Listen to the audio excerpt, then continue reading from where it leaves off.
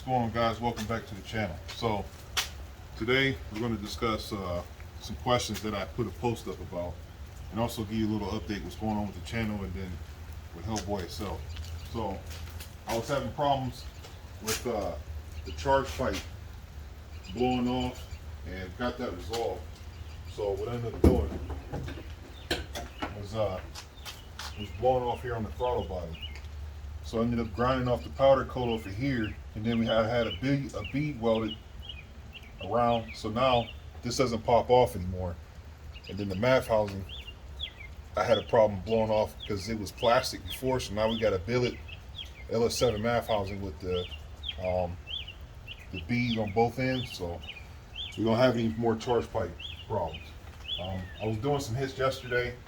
I didn't record. But the good news is, which I'll show a picture of at the end of the video, I just purchased a GoPro Max. So we're gonna get 360 views, and I also got the stick to mount on the car. So wait till you see that video coming for that. When I get it all set up, it's gonna be sick. So stay tuned for that. Hellboy's doing outstanding. We're just at the tuning phases, so we getting there. All right, now on to the video. Now, questions we got. Put your phone on there. Questions we got is. What? Wanna show him? No, I got it. So, first question is, you want me to go in depth with dropping the engine and trans? Does it have to? You want to know how to do an engine and trans pull, pretty much how to drop an engine in that. So we're gonna go over that right now. So here's your phone. All right, so let's go back to this one. So when you do an engine and transmission pull, come over here, man. I go from the top. So the ways I go about it is I jack the car up.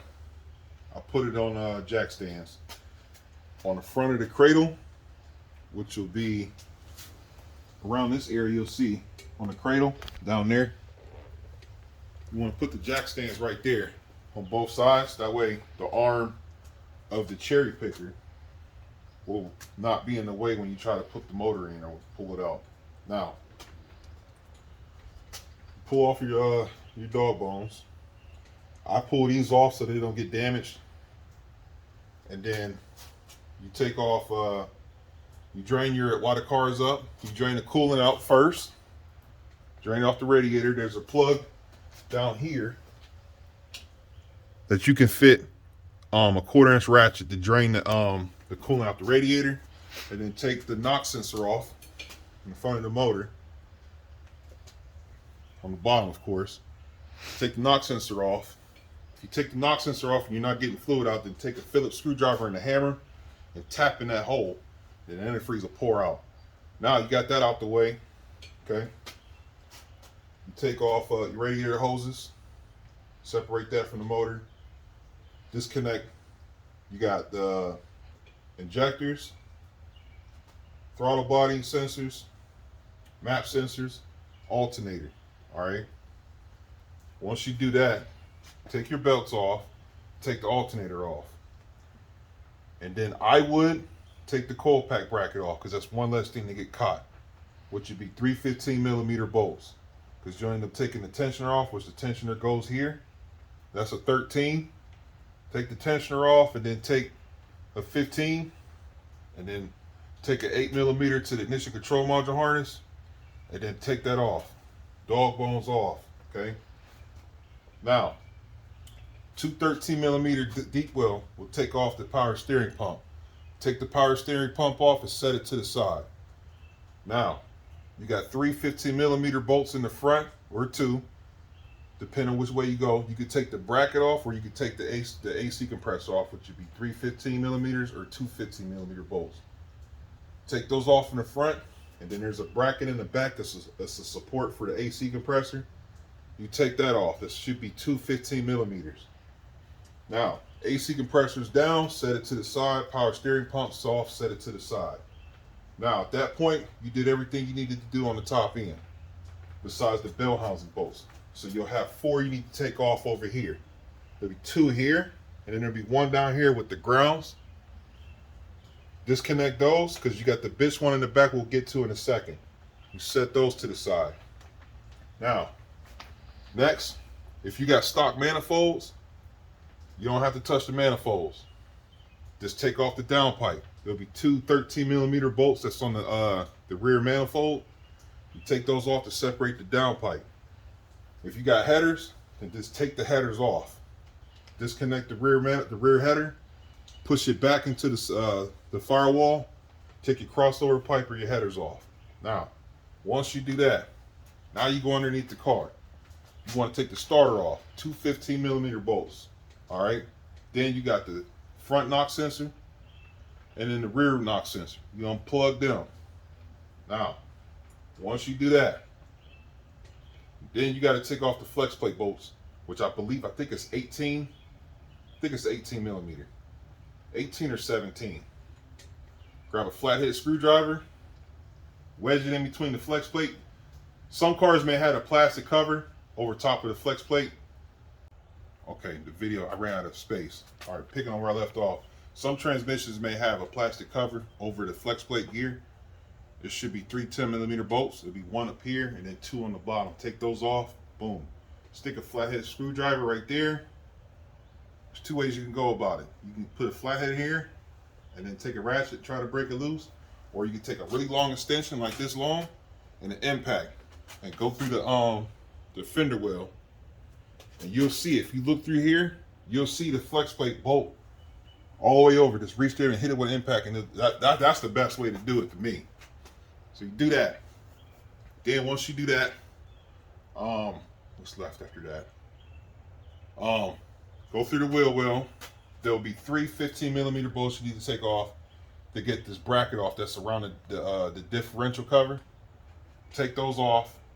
You remove that, then you'll be able to get to the last bell housing bolt, which you'll need a really long extension like this.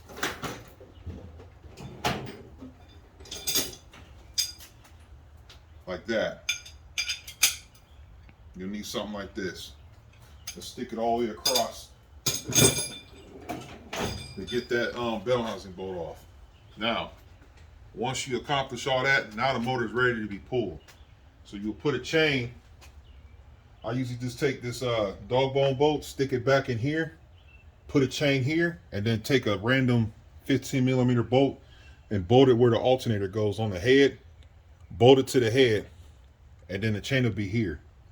And then you will take a pry bar, separate the motor and trans, and then lift it up. You can do it that way, or if you want to pull the motor and trans together, I would remove the master cylinder, set it to the side, and then there'll be 2 15mm bolts over here that you would take off to unmount the trans from the transmission mount, and then pull your CV axles off. Then you can pull it up as one. Still hook it up just like I said it, just pick them up together as one piece. And then it goes back in, reverse how I told you.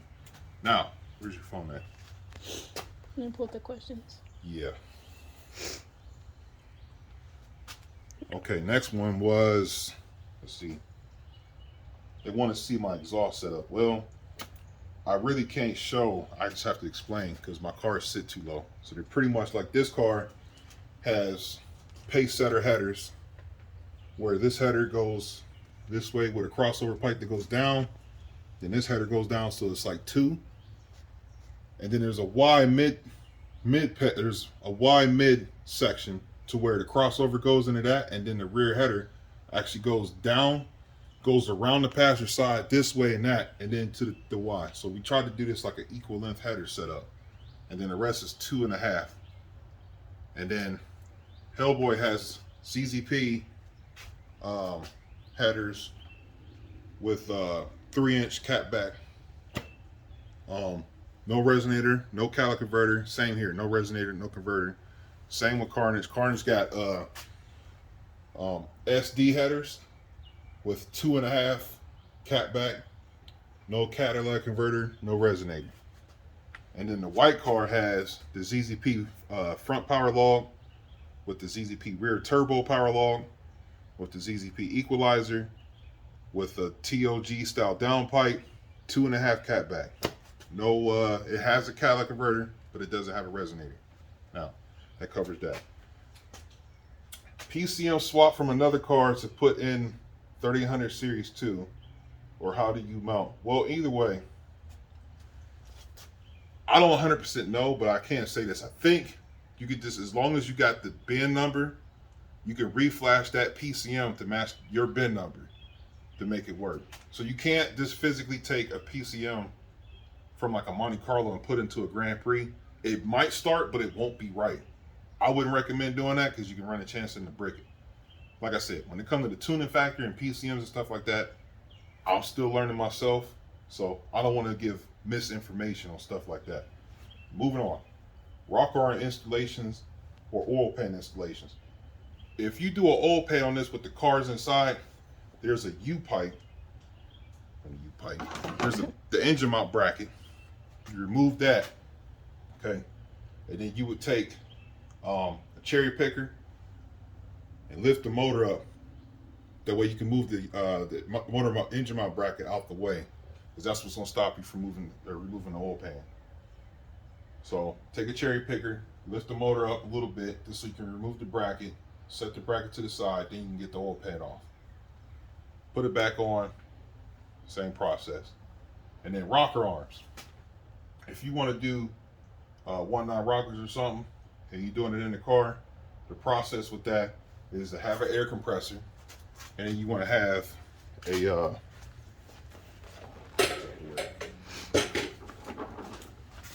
want to have this right here, a cylinder leak down tester. So what you're going to do is you're going to put air into the cylinder by pulling the spark plug out, and when you put air into the cylinder, then it's safe to be able to remove the retainer and valve lock, so the valve don't fall into the cylinders. Now, I use this tool right here. This is the best method. Where is my tool? Hold on. Thought it was in this drawer. Right here. So, this guy right here. I use this. All right. You take the rocker arm off. Stick a. I reuse a rocker arm bolt in the washer. As long as there's air in the cylinder, take a hammer, just tap the valve so it loosens, so the valve locks don't get stuck. It just jolts it. Then you just tap it. Don't smack it. Just tap it. And then you'll be like this. Compress it down like that. The valve spring will come out. Take a magnet like this.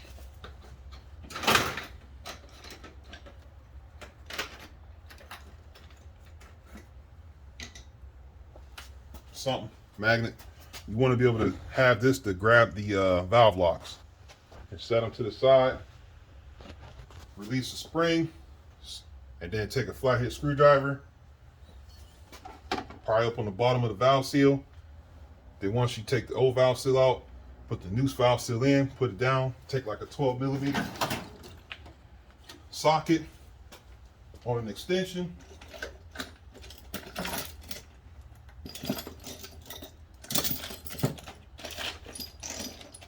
Well, we'll just act like this is an extension.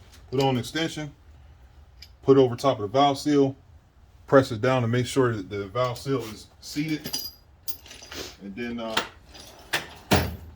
put your valve spring down, put your motor retainer on, bolt this down, make sure the valve spring's in here. Once you get it tight, press it down like this, then take your valve locks, put the valve locks where it's supposed to go, and then release. Now that's done. Do it to all 12. Torque the rocker arms to spec. If you need to know 3800 torque specs, just type in on Google 3800 series, or put GM 3800 V6 torque specs, and it will pop up. The whole torque specs, every bolt on the motor will pop up. And then once you get all that done, put the valve covers on, and boom. Now realize when you do that, you're gonna have to take this off and the coil pack bracket off to get the valve cover off in the front. And in the rear, you're going to take off the alternator. And then I would take like a pry bar and just pry the alternator bracket over just enough so you can wiggle this valve cover to come off. So yeah, so I'm gonna end the video right here. I hope this was a little informational. Stay tuned for some good quality videos coming soon as my new equipment arrives. And I got a sweet video in mind I'm going to do.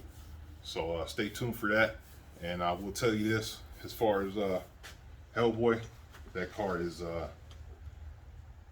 fast. It's fast. All right, I'll catch you guys on the next video. Bye.